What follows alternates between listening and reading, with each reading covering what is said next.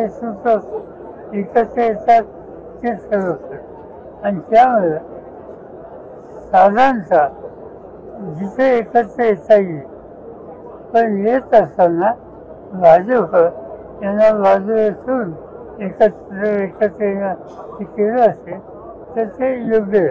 साहेब, शरद पवारांच्या पक्षाचं अस्तित्व संपुष्टात आलंय असं राधाकृष्ण विखे पाटील म्हणतायत आणि युतीसाठी वगैरे जे प्रयत्न चालू आहेत त्यासाठी चालू आहेत असं देखील म्हणतात. त्यांचं स्वागत करतो. साहेब, खरं सामाजिक अनेक प्रश्न निर्माण झाल्याचा आपण उल्लेख केला. एका तरुणांना आपल्याला पत्र दिलं होतं, तरुण शेतकरी मुलांचे लग्न व्हायला तयार नाहीये. आपण या सामाजिक निर्माण झालेल्या प्रश्नाकडे आपण कशा पद्धतीने बघता? राज्यातले अनेक तरुण आहेत जे अविवाहित राहतात या सगळ्या प्रश्नात. असं मी त्याचा विचार केला नाही. मला पत्र आले खरी, माझं पत्र एका सरकारने दाखवलं.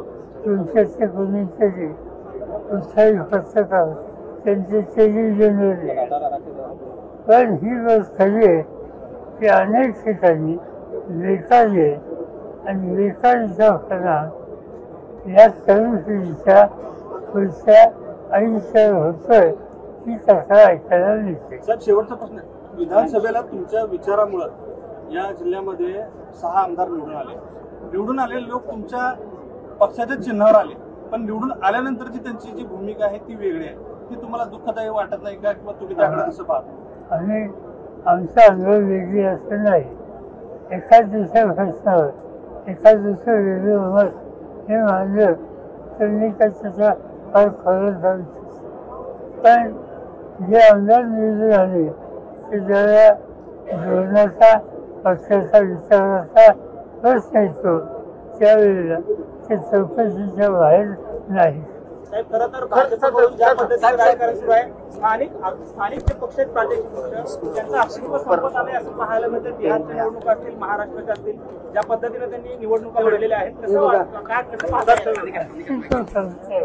असं कधी होत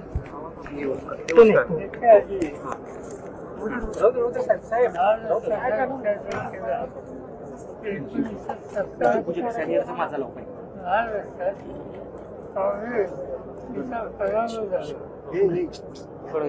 लोकांना सैनिकी ती निवडून आली आणि त्या काँग्रेस संपली असं नसतं.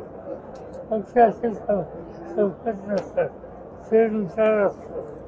पुन्हा एकदा उभारली आणि मला जी काँग्रेस समजते ती काँग्रेस संपणारी काँग्रेस नाही. गांधी नेहरू यांचा विचार स्वीकारलेली काँग्रेस आहे आणि त्यामुळे ती पुन्हा एकदा एका वेगळ्या स्थितीला पोचण्याचं तिचं आपण पाहू. दिवसभरातील घडामोडींचा आढावा घेण्यासाठी पाहत रहा N24 मराठी न्यूज चॅनल.